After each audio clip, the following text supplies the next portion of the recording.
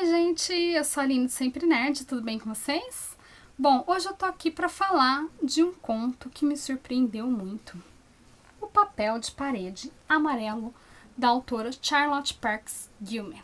Logo depois da vinheta.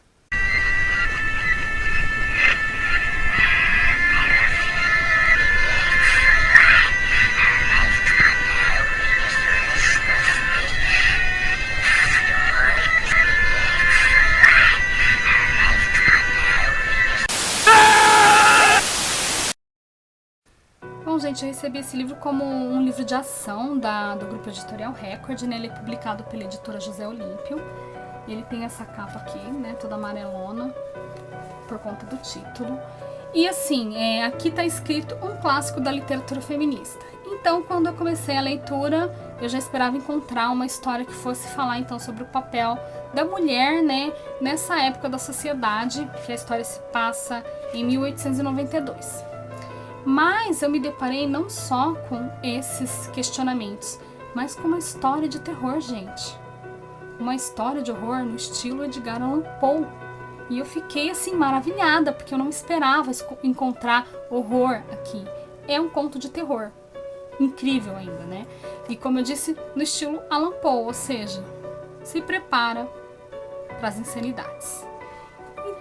Então aqui nós vamos ter a história de uma mulher que está fragilizada mentalmente, né? E o marido dela ele é um médico bem conceituado e ele diz que ela sofre dos nervos. Então ele resolve alugar uma casa, né? Uma mansão no meio do campo para que ela possa repousar e descansar e se recuperar, visto que ela tem esses problemas emocionais, né? Colapso emocional.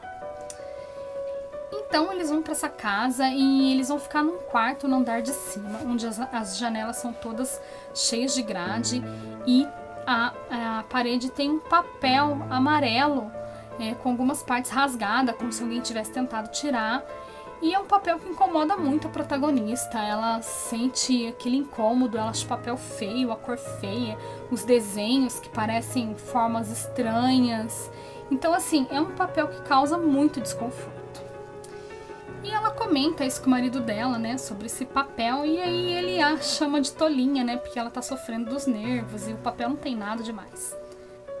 Como eu disse, é uma história de terror, mas que vai tratar e vai ter reflexões muito importantes com relação à política sexual, relação homem, mulher, marido e esposa. Por exemplo, então aqui nós temos um médico, né, que constata a esposa dele, então, como sofrendo dos nervos, e ele resolve isolá-la numa casa, e aí quando ela começa a reclamar das coisas, por exemplo, ela quer trocar de quarto, ela quer dormir no quarto de baixo, mas ele diz que o quarto de cima é melhor para ela, ele não deixa ela receber visitas, porque seria demais para os nervos dela, ela está terminantemente proibida de escrever, porque ele é o marido dela e ele sabe o que é melhor para ela. Então vai mais ou menos trabalhar nesse sentido. E a personagem vai ficando então cada vez mais assim, ociosa, porque ela só pode repousar. Ela não pode ler, ela não pode escrever, ela não pode receber visita, nem o próprio quarto onde ela prefere dormir, ela pode escolher. Ela tem que ficar naquele quarto com aquele papel de parede que incomoda ela. E ela começa a ficar obcecada por esse papel, gente. Ela começa a ver rosto no papel, ela começa a ver uma mulher enjaulada e durante a noite ela começa a observar o papel e o papel parece se mexer. Ela começa a ver gente morta, desenhada no papel, fungos, enfim, começa a ficar uma coisa muito perturbadora. E gente, o final dessa história caminha para algo aterrorizante, assim, bem Edgar Allan Poe mesmo. E gente, o final dessa história caminha para algo aterrorizante, bem Edgar Allan Poe mesmo, tá? É um conto assim, 50 páginas, então não dá para falar muita coisa. Mas assim, mas é bem impressionante, principalmente levando em conta que assim, para ele, ela não pode se abrir com ninguém, é tirado dela todo o direito. Interessante o conto, porque assim, não se trata apenas de uma fantasia ou delírio, né? O leitor não sabe o que está acontecendo, se é tudo coisa da cabeça da protagonista, ou se realmente tem alguma coisa ali. a nossa protagonista não é confiável, né? É uma narradora não muito confiável, porque ela tem esses problemas de nervos.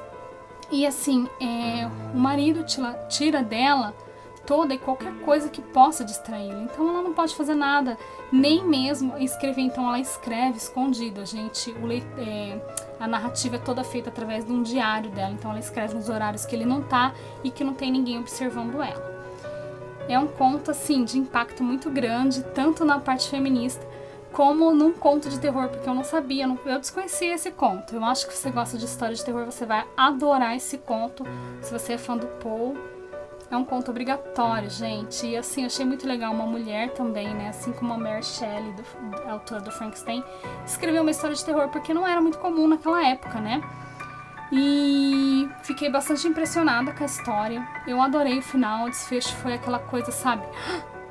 Foi bem isso mesmo, aquela coisa chocante. E assim, é assustador, tá? É assustador. Foi um conto que 5 estrelas, favoritei.